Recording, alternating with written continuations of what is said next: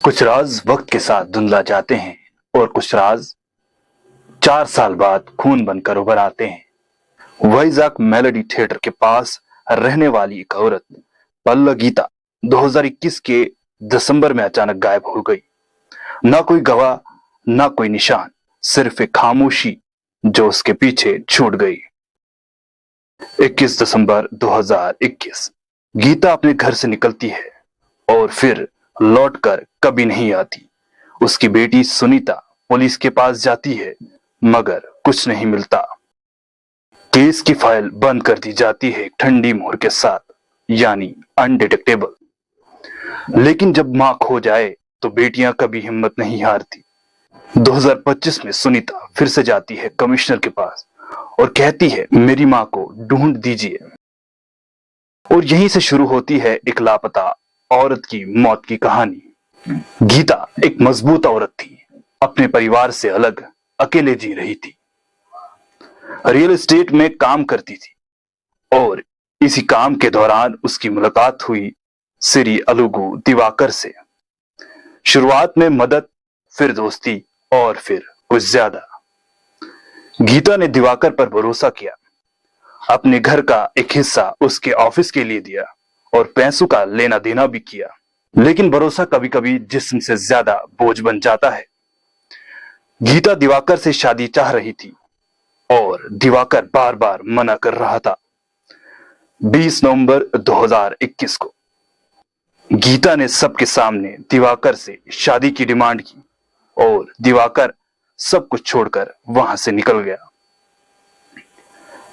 26 दिसंबर 2021 गीता एक बार फिर दिवाकर के घर पहुंची।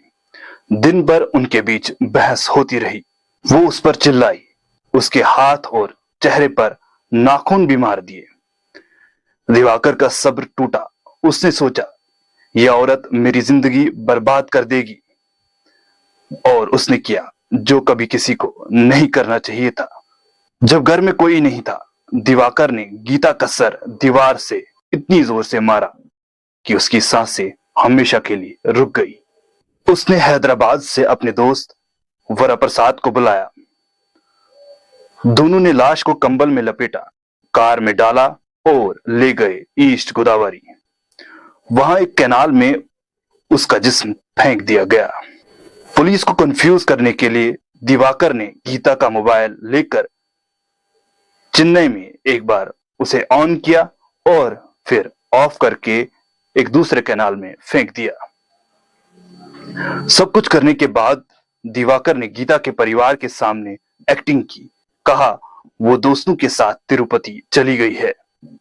उसका स्कूटर भी बेटी को लौटा दिया, जैसे वो भी उसकी तलाश में हो। लेकिन राज जितना भी गहरा हो, एक दिन उभर आता है।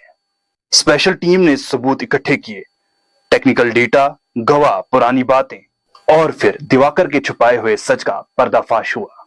जब पूछताछ हुई, दिवाकर टूट गया, सब कुछ कबूल कर लिया। वरप्रसाद जो इसमें साथ था, वो पहले ही कोविड से मर चुका था, लेकिन अब दिवाकर बच नहीं पाया। 4 साल बाद एक बेटी को सच मिला। गीता तो कब की जा चुकी थी, लेकिन उसकी कहानी अब दुनिया के सामने थी। पुलिस टीम को कमिश्नर ने सम्मानित किया और गीता के लिए एक छुपी हुई आवाज को इंसाफ मिला। कभी कभी मौत किसी खूनी के हाथों नहीं, खामोशी और धोखे के साथ होती है। और यही कहानी है गीता की, जिसका वजूद छुप गया लेकिन सच कभी छुपा नहीं। इसी तरह की सच्ची कहानियों के लिए केस नंबर 0 को सब्सक्राइब करें।